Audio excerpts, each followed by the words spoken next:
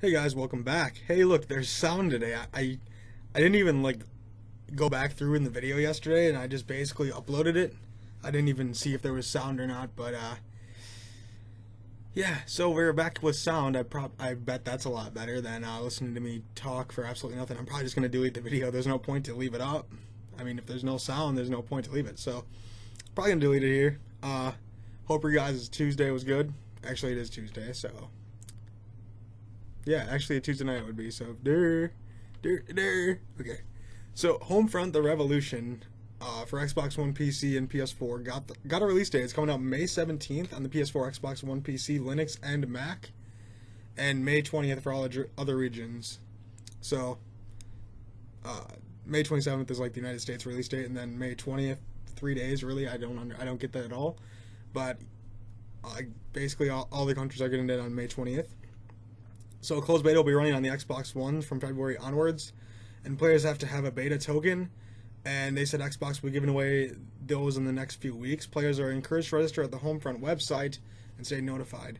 So if you guys don't know what Homefront the Revolution is, it's basically the Homefront games. You guys have ever played those? I played a little bit of I forgot what the name was, but I played a little bit of that. It's alright. I mean, it's not my type of game either. And it takes place in 2029, 2 years after the events of 2011, Homefront. Basically, Brady returns as the lead resistance movement against the army of the Korean invasion of the city of Philadelphia. It's going to be a single-player campaign and a 4-player online co-op mode.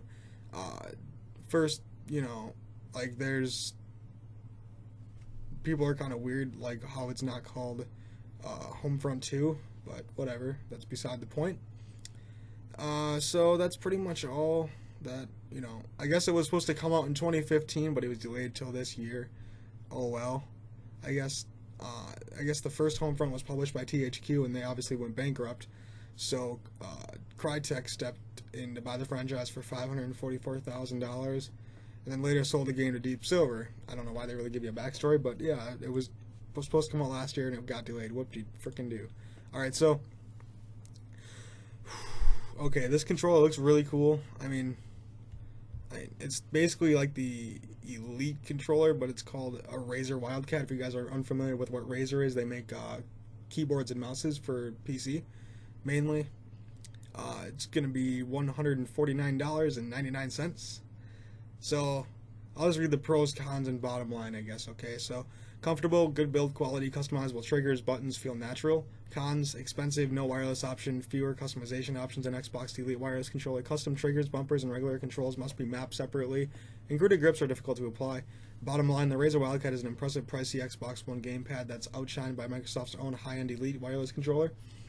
Alright, I would not buy this controller, and it's probably for the dumbest reason. It's not wireless. I mean, until they come up with a wireless one, I don't know. I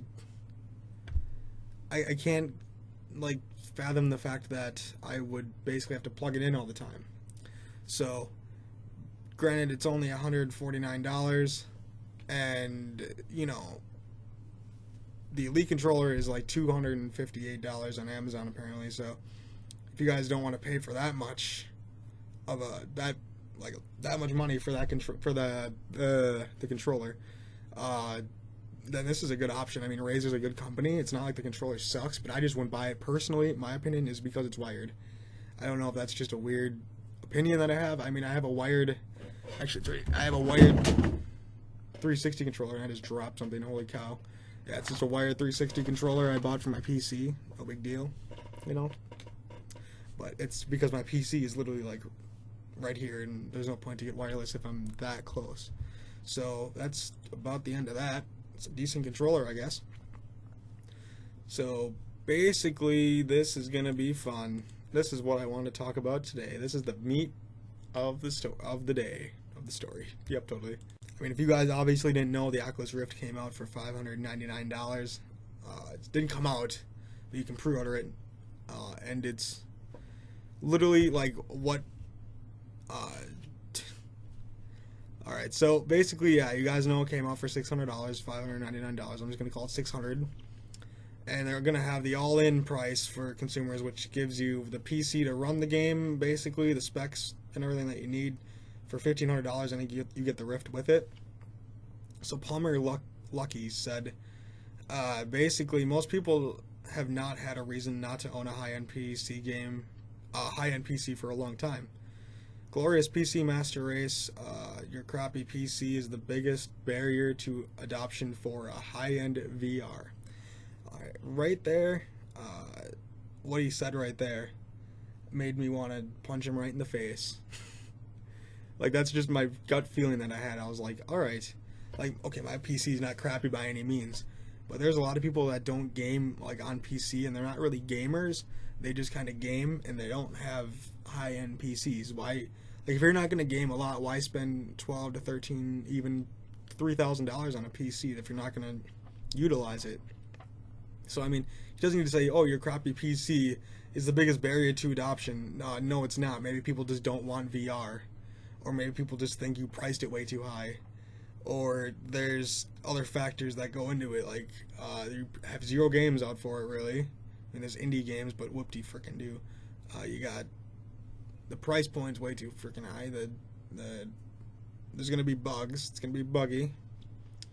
I mean, you don't, like, you basically just insulted a lot of people, like, by making that comment saying, oh yeah, just because you don't have a better PC, like a nice gaming high-end PC, pretty much you are, that's not your thing, you know, like, that's not, no, this guy, like, I know he's the CEO, and I don't know if this is the same guy still runs Oculus after Facebook bought him out, but either way, regardless, like he said, most people have not had a reason to own a high-end PC for a long time. Certainly, people do have a reason not to own a high-end PC gaming for a long time. You know why? Because most people like me, they're grown adults. They have bills to pay. They have, families to feed, and they have all that good stuff. I'm not a grown adult, but young adult even. But if you're in your 30s, you got your house to pay for. You got mortgage. Same thing, house to pay for, mortgage.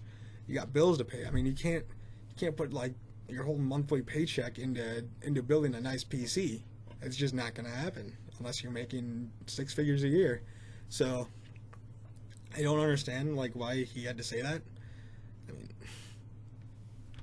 then he goes on like on a couple other tangents here. He just kind of goes off and said, I mean, if normal PCs get good enough to run VR, then the majority of people will be able to buy a relatively cheap headset and just use whatever computer they already own to drive it. No way, you're kidding. I never would have guessed like that would happen. Like, obviously in time technology goes down. You see it in cell phones, you see it in TVs, you see it in a whole bunch of things.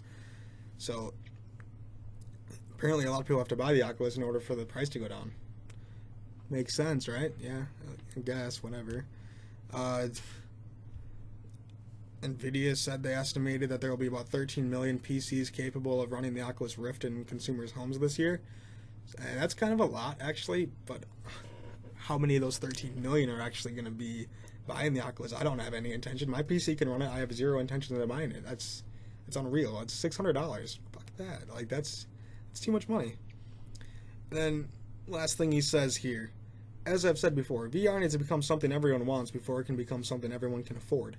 I totally understand people who don't want to spend that much on VR, but this is the current cost of making a really good headset. Much like smartphones, the cost of quality is going to go down over time.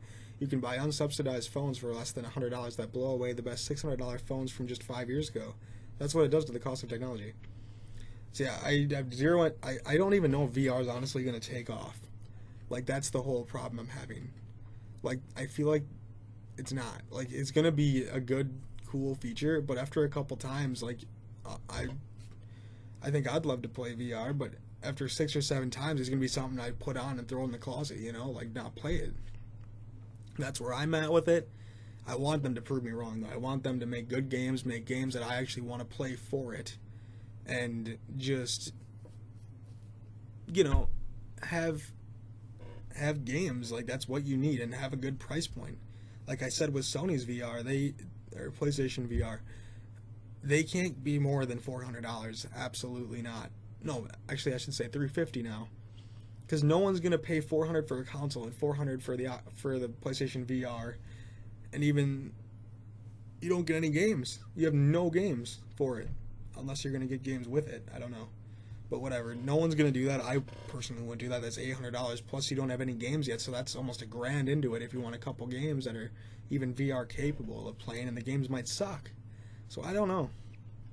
VR's got a long road to climb here, long hill to just climb, because I don't know, guys. What do you guys think? I want to know your guys' opinions on this, because do you think VR is going to stick around, or do you think VR is going to be a fad and just kind of fade off? Like, it's still going to be kind of relevant in the distant future, but it's not going to be like everyone needs to have one right now. Where are you guys at? Let me know down below here. I want to read them and see what you guys think. So yeah, make sure to like this video, comment, favorite, and subscribe, and follow me on Twitch, Twitter, and Facebook. I will talk to you guys tomorrow. Have a good one.